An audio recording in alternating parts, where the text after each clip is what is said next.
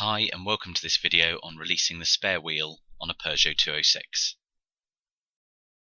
The spare wheel for the 206 is stored underneath the back of the car, so if we go into the boot and round to the right here, you should find the wrench is just hidden away in the hatchback there, just in the gap in the bodywork. The wrench itself has got two ends, so you can see on the left hand side here the conventional end for undoing the nuts on the wheel itself. The right hand side is a tooled end which we're going to use now to actually release the wheel from underneath the car. So if we move to the centre rear of the car, you can see a couple of cuts in the carpet there. That is standard in the car, that's not one I've made, and you can see a large screw head underneath. It's that screw head which secures the spare wheel underneath the car.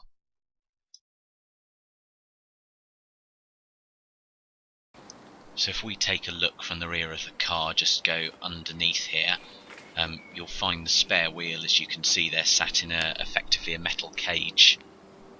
That's obviously to prevent it falling out while driving along. At the rear here, just try and point there to the hook, which is what you're trying to loosen within the boot of the car. I've got some photos here which are slightly clearer, hopefully.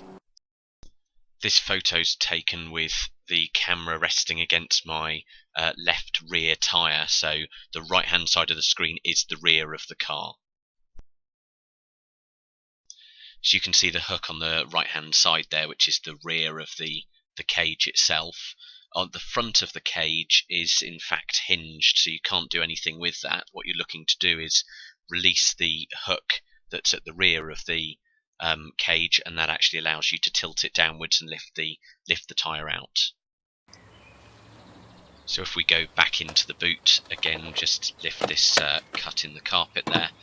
It's just a case of putting that back end of the wrench into the screw and turning it effectively anti-clockwise. We're not looking to actually unscrew this screw completely and release the hook. The hook is effectively, very solidly secured in there, such that you can't lift the cage off it. So it's just a case of releasing that hook enough, such that you can lift the cage out of it. I don't know the exact count, but turning it anti-clockwise, I believe I've turned it about 15 to 20 times before I've actually managed to lift the cage off the hook.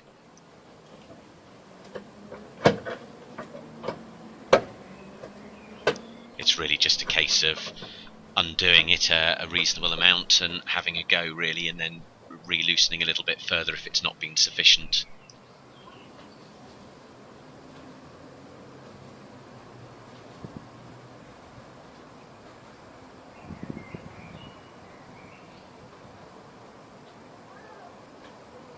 From this camera angle you can just about start to see the wheel edging downwards a little bit, just as I kind of make my decision myself that it's probably loose enough for me to give it a try.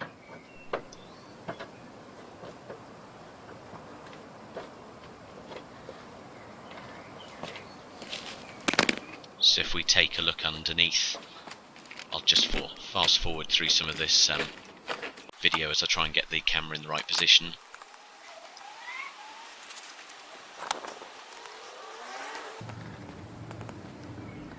So this is the hook that we're looking to lift the cage off. I choose personally to use two hands for this, one on the cage to kind of push it upwards and one to hold onto the hook, as it will be relatively flimsy. And as you can see, it's just a case of sort of holding the hook aside from it and dropping the cage down.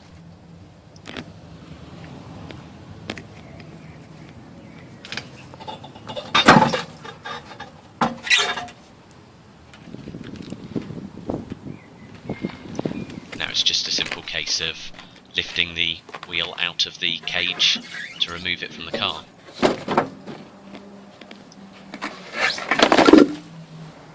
Just squeezing together the two cut ends of the brace there will help release that whole brace, giving you access to the box within. If I just spin this one around, this whole box unit, it's just got foam on the bottom there. You'll see there's two just plastic clips on the front there that you can unfasten and inside is a very conventional car jack. And that's effectively how to release the spare wheel on this car.